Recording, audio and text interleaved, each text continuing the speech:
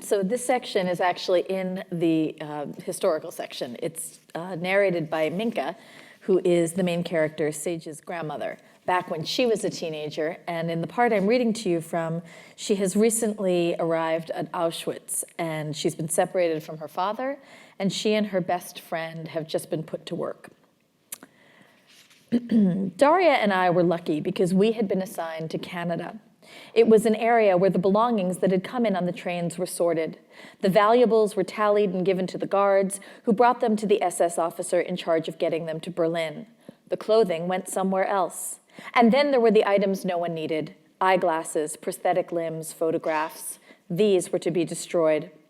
The reason it was nicknamed Canada was because we imagined that country as the land of plenty.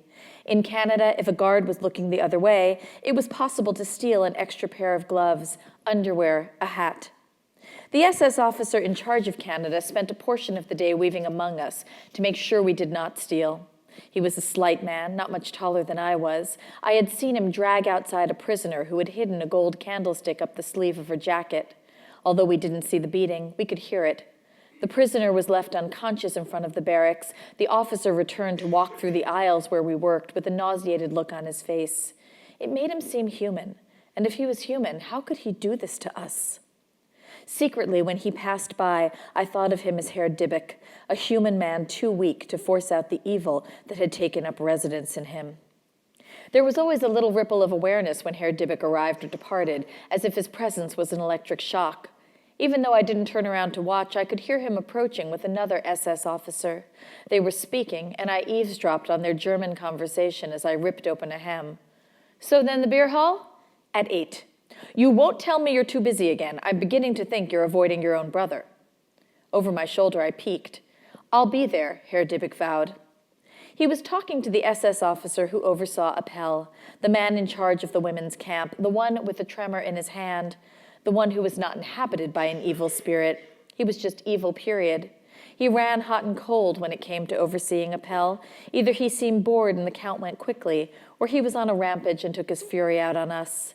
Just that morning, he had raised his pistol and shot a girl who was too weak to stand upright. When the girl beside her jumped in response, he shot her too. These officers were related.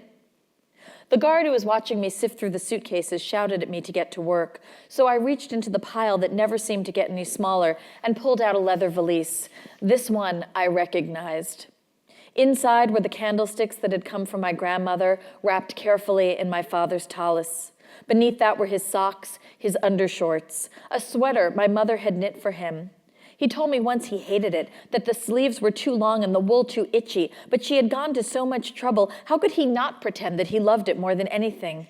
I couldn't catch my breath. I had not believed my father was truly dead until I opened this suitcase.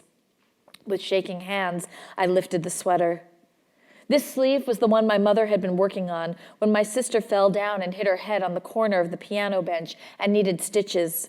This hemline she had measured against my father's midsection, joking out loud that she had not meant to marry such a gorilla of a man. Wiping my eyes, I started to pull the hem of the sweater. I rolled the yarn up around my arm like a bandage, a tourniquet for a soul that was bleeding out. The guard closest to me approached, screaming, jerking his gun at my face. "Do it," I thought. I kept pulling on the yarn until it lay in a nest around me. Somewhere Daria was watching, too afraid for her own welfare to tell me to stop, but I couldn't. I was unraveling too.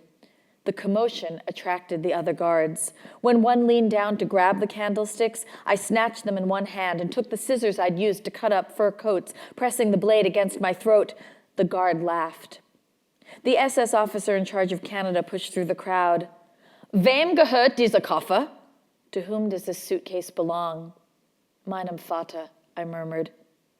He looked at me for a long moment, then turned to the other guards and shouted at them to stop staring. "Get back to work," he said, and a moment later, he was gone.